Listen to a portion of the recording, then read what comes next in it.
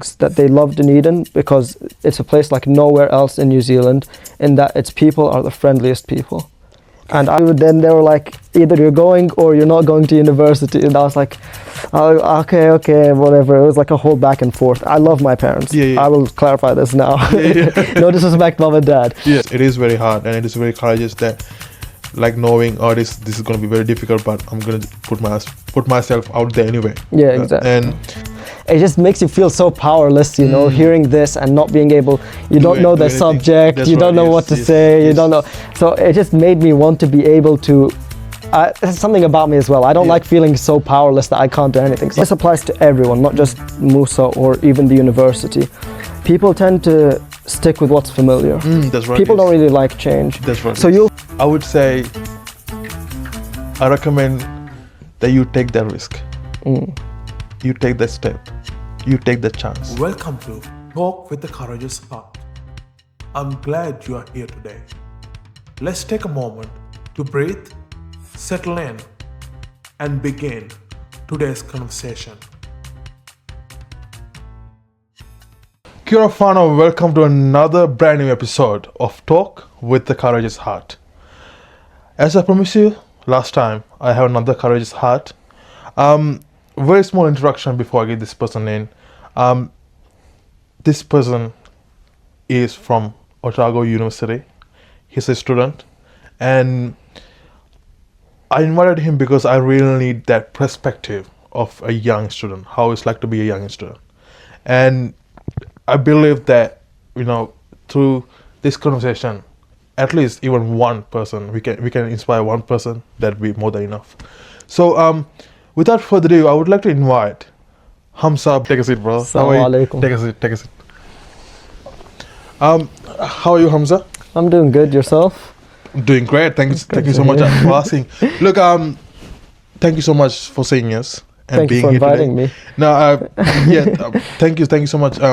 Look, thank you so much for organizing it as well. Like, when I emailed you, you were pretty willing, and you know it was smooth right from there. Thank you again. Thank you so much for being here. Thank you so much for giving your time as well. Hamza, to be honest, I don't know you.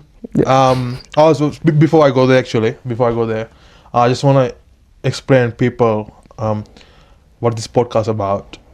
So if you haven't seen one of this episode of my podcast, how this works is I ask my guests few questions actually, and it is all about courage, how courage played different roles through different seasons in their lives.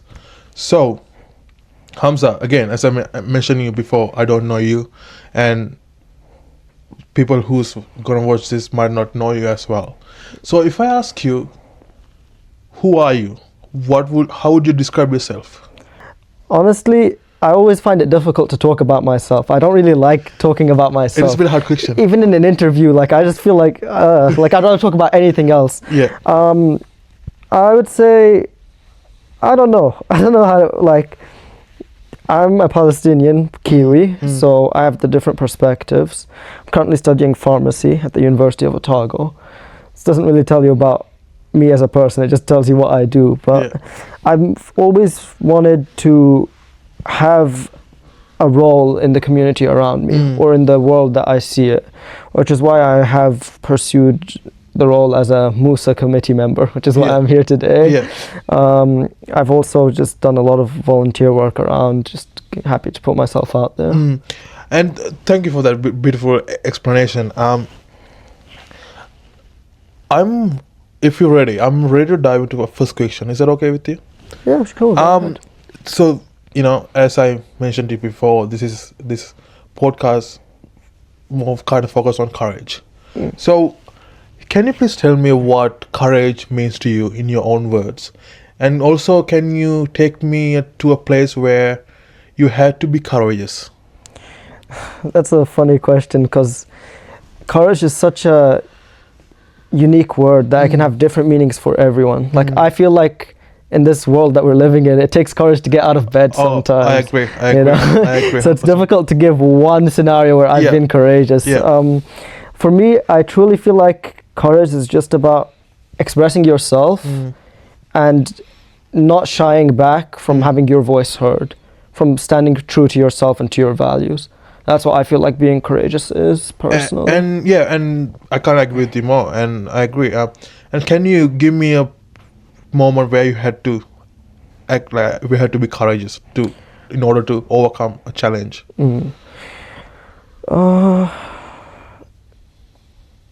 There have been times where I have had to be courageous, such as joining this podcast now. There have been times with my identity as a Palestinian that it has required me to be courageous and openly express that, especially as you see now in the past couple of years how it has been with the whole conflict, or the genocide as I should say. It definitely requires courage. Thankfully in Dunedin, and with my experience with the community, everyone that I've met has said the same things, that they love Dunedin because it's a place like nowhere else in New Zealand, in that its people are the friendliest people.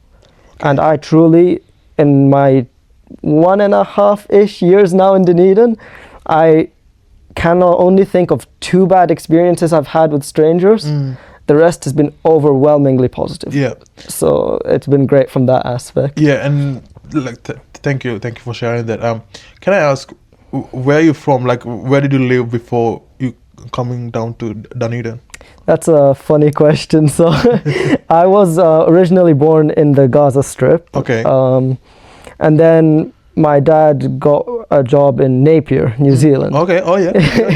So I ended up living in Napier for 9 years. Well, okay. So I did my primary school there, kindergarten, primary school. And then my dad found work overseas. So we went overseas for another 9 years, where I finished middle school and high school. Yeah. And then I decided to come to New Zealand for university. So and you are here by yourself?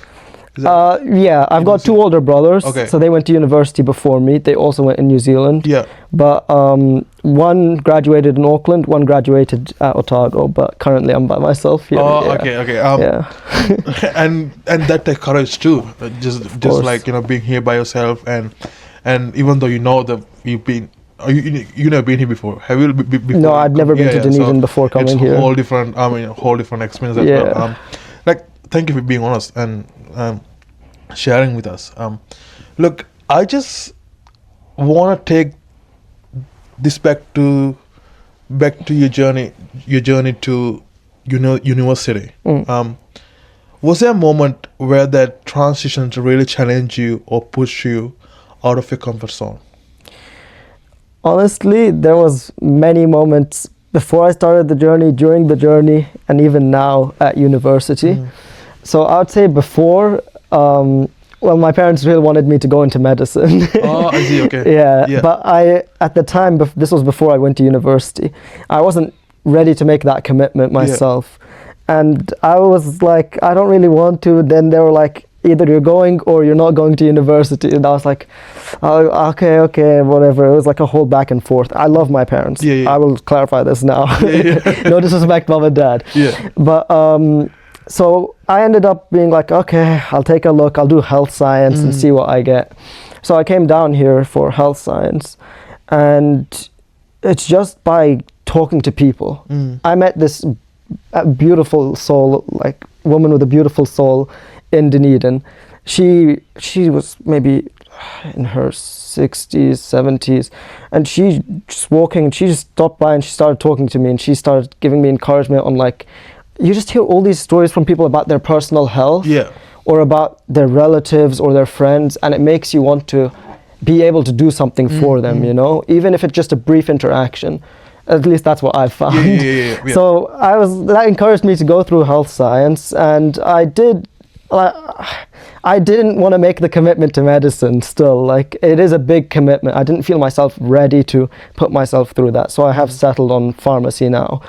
But even during that first year, when I was still like just coming, trying to make friends and stuff, the culture here is wildly different from back home or what I'm used to. So it was difficult to find people that you could click with. When you say back home, where do you mean? Like Napier or? For the last 9 years of my life, I had been in the Middle East. Where my dad was working. So I did finish high school there. But leaving that aside, it felt like coming into university, everyone was already with their friend groups they'd made from high school coming to university. That is right. Yes, And then obviously I hadn't done high school in New Zealand. Yeah. So leaving aside, however, like whatever type of person you are, whether you're a person to go out partying or a person that's like just quiet studying, it's still difficult to enter those circles when they've already been formed. So that's what I found was a bit of a struggle to begin with. Yeah. But And how did you get through that? honestly, Or are you still getting through that? I did get through that. Yeah. For me, part of it was through MUSA, the Muslim University Student Association. Yeah. So that's where I found some like-minded people because we're all Muslims. Yeah. So like student clubs, I would say like there's the tramping club, there's the spearfishing club, which I'm also involved in. So just finding people with similar hobbies. Yeah. And then there's also other people who might not have had that big of a circle to begin with that you can just form a circle with. So And that's also like, may I just say that? May I just acknowledge that is also, being courageous to put yourself out there where you Definitely. don't know people. And like when it's come to me, I just can't stop talking with the people that I know. yeah. But when I go outside with the people that I don't know, I'm just really struggling. Yeah. Yeah, struggling. No, it is difficult to start a It is- conversation it with is. someone like Uh, totally new. Exactly. And Yeah.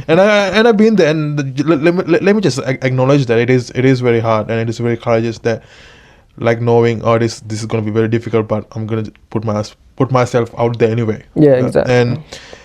And has there ever been a moment where your faith or beliefs were tested in a way that really stayed with you? Honestly, there's been multiple times. Like as I said before, when I was so dead set on not really going into a healthcare professional or profession, Yeah. I was dead set on not doing it because everyone has the same view of it, right? Some people are like, oh, you get a lot of money, but at the end of the day, you have to put your patients or the people you care for before yourself. That's right. Yes. You have to. Yes. And I didn't feel like I was ready for that commitment. And then and I was firm on this. But then again, as I said, talking to people, I'd hear about my friend who'd say their mom has cancer, who'd say their mom has endometriosis, who has Wow. all sorts of medical conditions. Yeah. And you could just see how it just makes you feel so powerless, hearing this and not being able, you don't know the anything. subject, That's you don't right, know yes, what to yes, say, you yes. don't know. So it just made me want to be able to, there's something about me as well. I don't Yeah. like feeling so powerless that I can't do anything. So I'm Yeah, like, yeah. I want to be able to be of help when needed. Another way my faith has been tested as a Muslim student, and I'm sure many Muslim students in Dunedin have felt the same, Yeah. is when they are faced with the pressure of the people around them, for example, drinking, or it's not that we are averse to someone having a drink around us. It's more of the social pressure of come join us. Like I've Yeah. personally been invited to the bar a bunch of times by like my friends before, or like people I know Yeah. before, Yeah. or even people you randomly meet, like maybe in a lab. It's like a 9 p.m. lab. You finish late. Yeah. They're like, oh hey, you want to have a drink, whatever. And it's like you constantly feel like you're being tested sometimes, even though they're the most kind-hearted people. Like Yeah. as soon as you explain it to them once, they won't ask again. They won't ask me. Yeah. You know, They But- respect that. Yeah. exactly. But, yeah. There are so many people are so respectful Yeah. here. But it is still feel guilty. Yeah. Yeah. It's like you feel like they're all having fun or like hanging That is out. right. Yes. Yeah. And I guess it is. Yeah, you need that courage to like. Oh, yeah. No, I need to be. This is what I believe. Exactly. I need to Stay true to stand your on it. beliefs. Yeah, stay true on it. And like, thank you for sharing that. And like, I got to know you through MUSA, which is what is it stand for again? Muslim. University You- Student Association. Yeah, Muslim. I'll just. Yeah. I'll just say MUSA, yeah. And, That's okay. and like, correct me if I'm wrong, and like, you're the one who've been emailing me, and I feel like you play a big part in that community. Yeah, so I'm more of a general committee member in the sense that I don't hold a formal role. Yeah. But I definitely don't shy back from putting my name forward or letting my opinion be voiced Yeah. in meetings or whenever I feel like it needs to be expressed. Yeah, and even though obviously you're surrounded by your brothers and sisters in Yeah. the Muslim community, what are the even though you guys have similar things, but each one of us are unique. Yeah. And what are the challenges you had that kind of you have to be courageous, like just to stand on my beliefs, like on my own beliefs. Yeah. And like, can you take me to a one or two? Well, one would be enough. Definitely, Yeah, definitely. This is with no ill intent to anyone, but sometimes it feels like, and this applies to everyone, not just MUSA or even the university, people tend to stick with what's familiar. That's right. People don't really like change. That's right. So you'll find people of whatever ethnicity sticking together. Not here to point out this and that, because everyone does it. Yeah, everyone does it. No, everyone. I agree. Palestinians do it. Like, we'll hang out with Palestinian people or Syrian people or like Arabs, but we won't really like branch out. No, even I'm originally from Sri Lanka, and Sri Lanka hang out with Sri Lankans. And, so I totally agree. It's difficult to break that. So that's something that I felt is a big struggle in the sense, especially in a university setting, or like as a Muslim university student association. We're a voice for all Muslim students. That's right. We're a voice for students. Doesn't matter where they're from. So sometimes it does feel like that is a barrier, but it isn't a barrier. It's like a mental barrier more than it is an actual one. So for me personally, when I'd first like attend events and so on, I would see that it's all like the same people who are already friends or the same ethnicity, and they're all talking, and then I'm just kind of stood there and I'm like, okay, so which group do I want to like sneak into? It is a big struggle, isn't it? Yeah. But then it's just over time, I had to overcome that myself.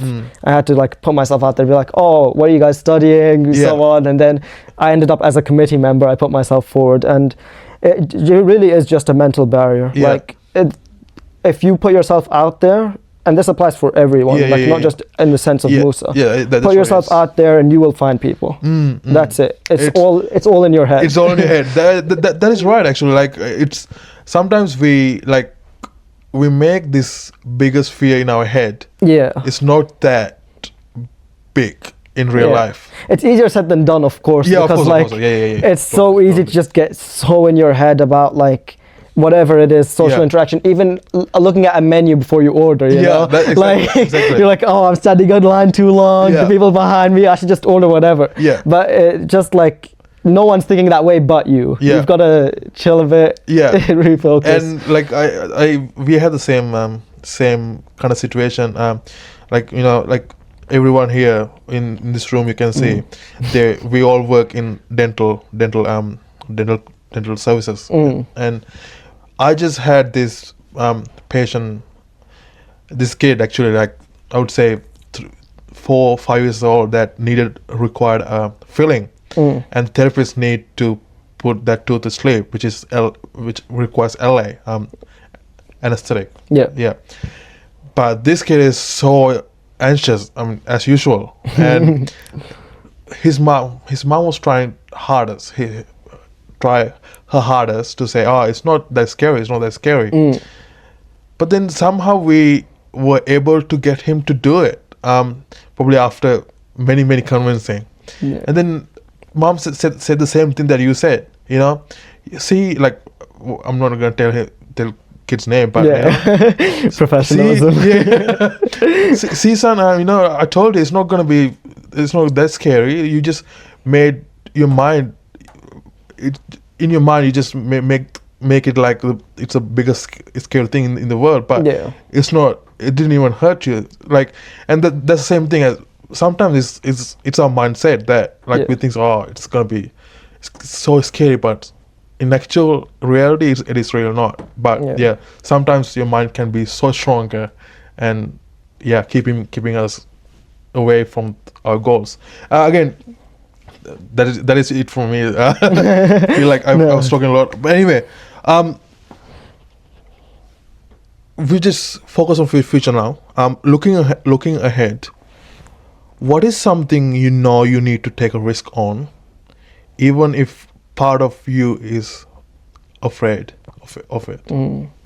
Well, I like to keep a low profile generally. Like, I'm sure you had difficulty doing your research on me before. I did actually. Because I have no social media presence. I have no presence anywhere. And that's like something that I kind of want to change, but I also am conflicted on, in the sense that I do want to put my experiences out there, which is Yeah. why I'm here. That's right, I want to yes. share the message that Yeah. you do just have to put yourself out there. That is right. Yes. You know, just stand true to yourself. You'll always find people that will accept you or accept that from you. But at the same time, that's something that I also like kind of shy away from intrinsically, because I'm like, oh, my family are gonna see this, my friends are gonna see this, you know, this is gonna be online. You know, the internet, like nothing dies, everything's there. Yeah. So I mean, it is kind of putting myself more out there, getting more involved socially in my university life or in whatever community life that I am in, like in whatever community. I guess just building a image for myself, sort of, but like I kind of don't want to, like even my LinkedIn, it's so bad. It's got nothing on it because I don't want to put anything out there. Yeah, but you need to. Yeah, you have And I to, feel like it's so. also up to you though. Like I mean, now I have this podcast, but I used to be this person as well. Like I wasn't like my personal social media is not that big as well. Like I like to keep things private, my things, but now of course I can't just put out content out there. But no, I appreciate you sharing that, and that is a really struggle, and I hope you keep pushing. And look, before I go to there's all the questions, that personal questions that I have for you. But before I go to the last question, which I ask all of my guests, the same question. In this podcast, I let my guests ask me a question, but it's only optional. Okay. You don't have to. But do you have a question for me?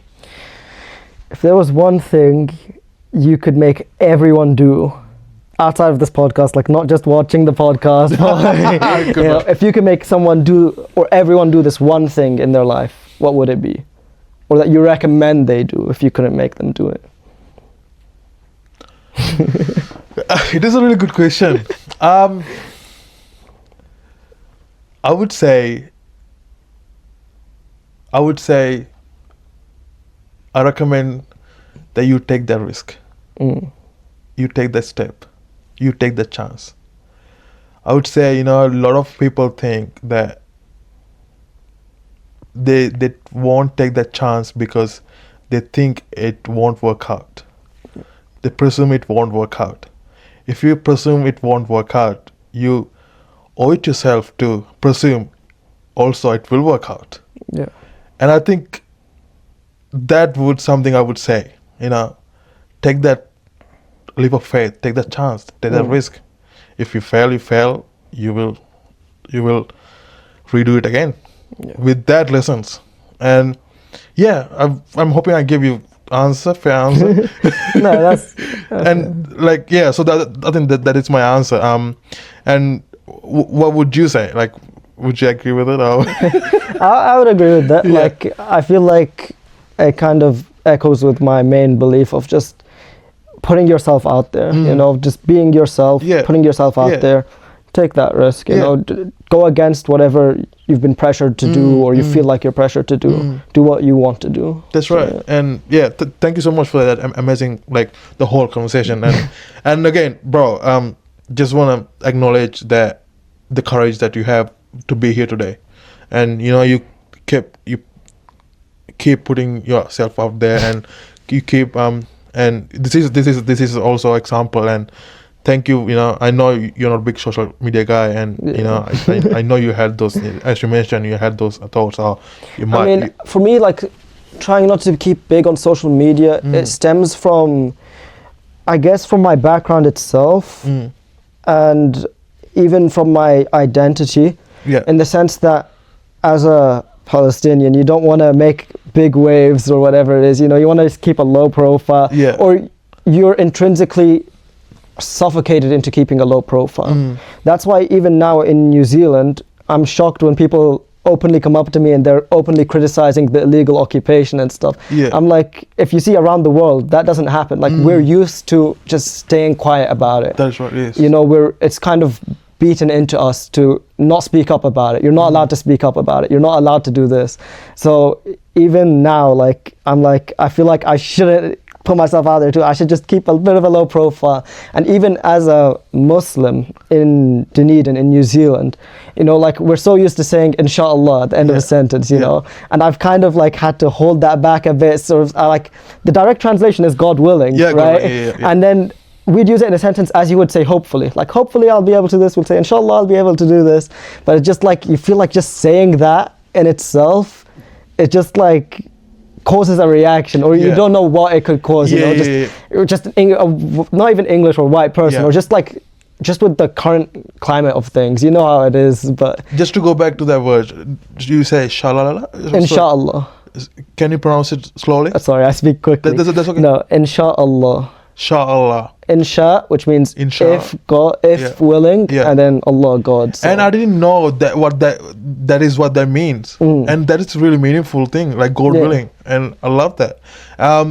Maybe like people doesn't know what that means. Yeah, because a lot of our phrases, like they don't, or they might know what it means, but they don't know what it means for like culturally for Muslims to use. That it's used as an everyday language. It's not used as like a declaration of something or an expression. It's just everyday, like common language. You could be doing a business transaction, you say it. You could just be buying something from like the dairy, for example, you say it, you know. So it's like something you've kind of had to repress just to conform, I'd say. I can't agree with you more. Anyway, the last question I have is for you is, what is one sentence you would say to someone who is about to give up? I'd like to say more than one sentence, honestly. Go for it. But it's hard to say just one sentence. I know. You know? I'm sorry about that. No, it's okay. Like I like the style of the question. I guess I would just say, just reach out. That's what it is. Reach out, because we've had this experience as the Muslim Student Association. We've had students who, like me, when they first come to Dunedin, they feel so isolated. They can't find anyone. They feel like because of their identity, they can't find anyone to be friends with or whatever it is. And it's very easy to just get in your head, get depressed. Just reach out.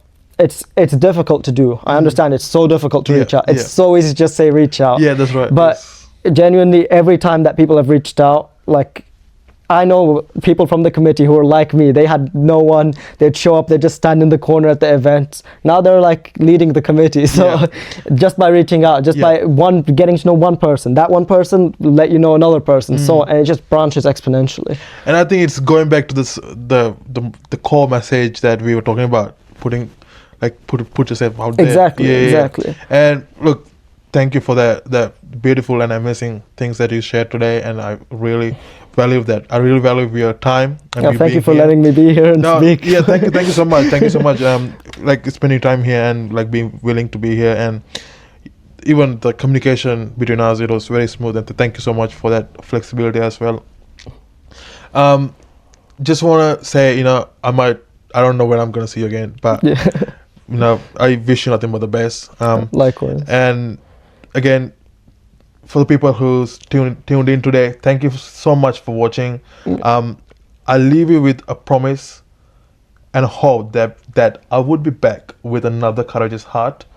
Until then, be safe, be courageous, and God bless you.